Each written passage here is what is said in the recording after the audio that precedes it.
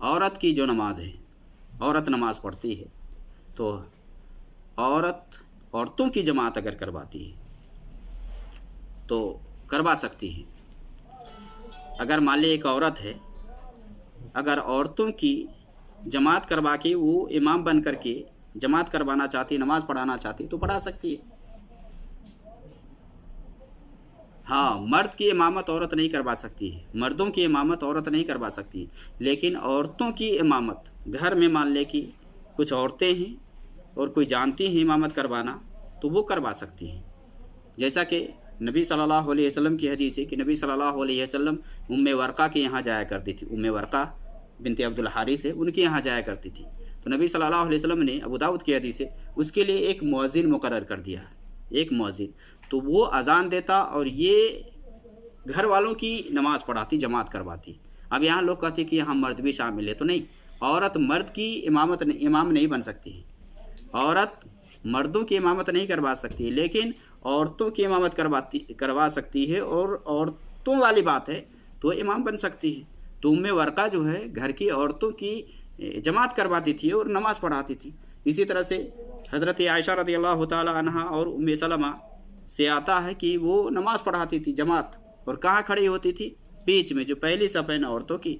اب مردوں میں کیا ہے کہ مرد میں اگر امام ہے تو 2 سے زائد لوگ ہیں تو امام آگے بڑھ کر کے امامت کروائے گا، لیکن عورتوں میں ایسا نہیں ہے، اگر اس کی ایک جماعت بھی ہے نا تو وہ بیچ میں کھڑی ہوگی، جو اگلی صف ہے بیچ میں وہاں کھڑی ہوگی، جیسا کہ ام سلمہ رضی اللہ تعالی عنہ عصر کی نماز میں، اور اسی طرح سے عائشہ رضی اللہ تعالی عنہ مغرب کی نماز میں جب جماعت کروائی بیچ میں کھڑی ہوئی اور اس نے قرات بلند آواز سے کی۔ مغرب کی نماز میں قرات بلند آواز سے ہوتی تو اس نے بلند آواز سے کی۔ تو عورتوں کا اگر معاملہ ہے، عورتوں ہی میں اگر کوئی عورت جماعت کروا کر کے نماز پڑھانا چاہتی ہے تو پڑھا سکتی ہے، ایسا کرنا جائز اور ثابت ہے، درست ہے، ایسا درست ہے۔ ہاں، مردوں کی امامت نہیں کروائے گی، جیسا کہ عام طور سے آپ دیکھیے نبی صلی اللہ علیہ وسلم کی حدیث، جیسا کہ نبی صلی اللہ علیہ وسلم کی حدیث صحیح بخاری کے اندر، کہ جس میں نبی صلی اللہ علیہ وسلم کو یہ خبر ملا کہ اہل فارس نے کسریٰ کی بیٹی کو حاکم بنایا ہے، تو نبی صلی اللہ علیہ وسلم نے کیا فرمایا؟ لن یفلح قوم ولوا امرهم لامرأۃ، کہ وہ قوم کبھی بھی فلاح یاب نہیں ہو سکتی جو اپنا حاکم کسی عورت کو بنائے۔ اب مان لے اذان کا معاملہ یہ عورت کی ذمہ نہیں، عورت اذان نہیں دے گی، اس لیے کچھ علماء یہاں کہتی ہے اقامت بھی نہیں کہے گی، لیکن اقامت کہہ سکتی ہے، اقامت کہہ کر کے وہ جماعت کھڑی کر سکتی ہیں۔ ہاں، اذان ان کا ذمہ نہیں ہے، اذان نہیں کہے گی وہ، لیکن جماعت کروانے کی جہاں تک بات آتی ہے تو آپس میں اگر عورتیں ہی ہیں تو